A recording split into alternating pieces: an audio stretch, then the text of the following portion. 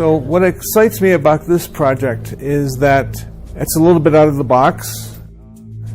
It's an area of research that a lot of people have worked on for a long time, and people have produced a variety of different types of results based on observations, but there aren't well-established physical mechanisms to explain some of these observations.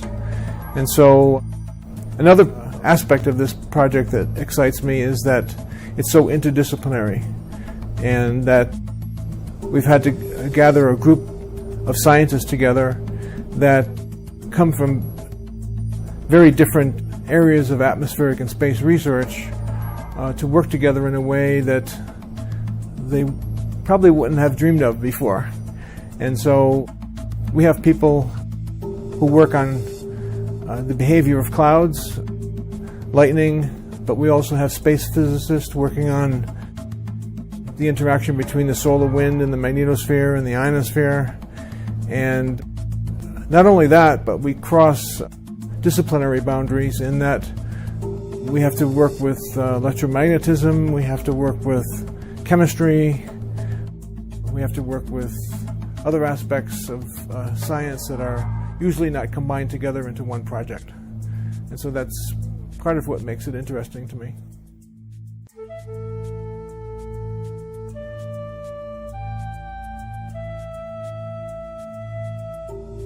To understand electricity, you really have to understand what atoms are made out of.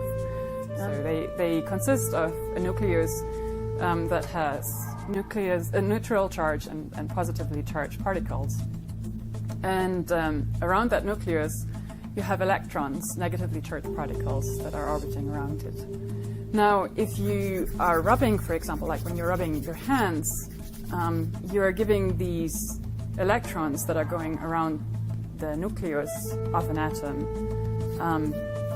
energy to leave its orbit. You take him out of that structure and make them mobile. And it's really the flow of these electrons that produce electricity.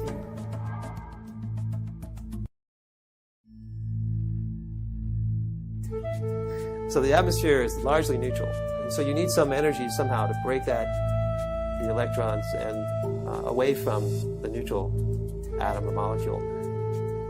And the way the ionosphere is formed is largely through the extreme ultraviolet radiation coming from the sun.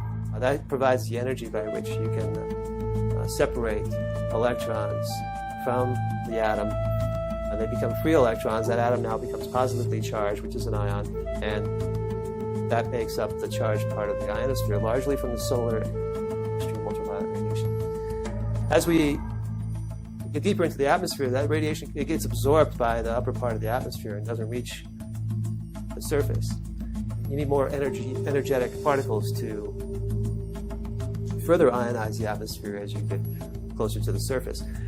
That's partly brought on by galactic cosmic rays. They have very high energies that can get through the atmosphere, and in that path have a lot of energy, collide with neutral particles and create ionization that way.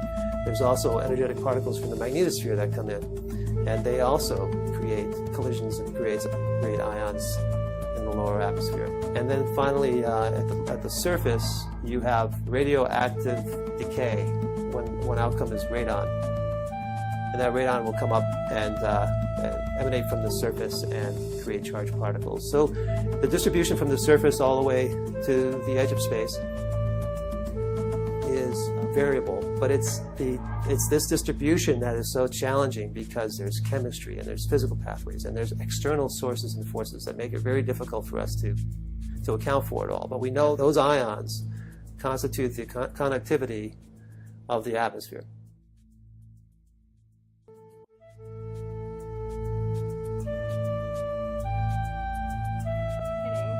So we're looking at the role of thunderstorms and electrified clouds in the global electric circuit. So a cloud doesn't have to actually be producing lightning to be electrified. And there's what we call a Wilson current that generally runs from the top of the cloud into the ionosphere and helps feed the global electric circuit. So in the typical thunderstorm setup, it's a source of charge.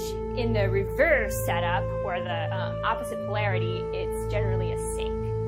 So we're hoping to find some parameters of thunderstorms, like we're looking at the speed of the updraft and how much ice is in there, and we're hoping we can relate that to how strong or weak the current is.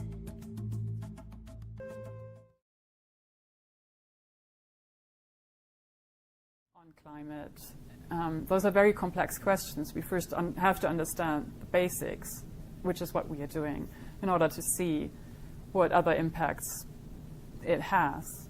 So our first goal is really to understand all the components of the global electric circuit, all the components of the electrical processes that are going on in the atmosphere, and then build on that.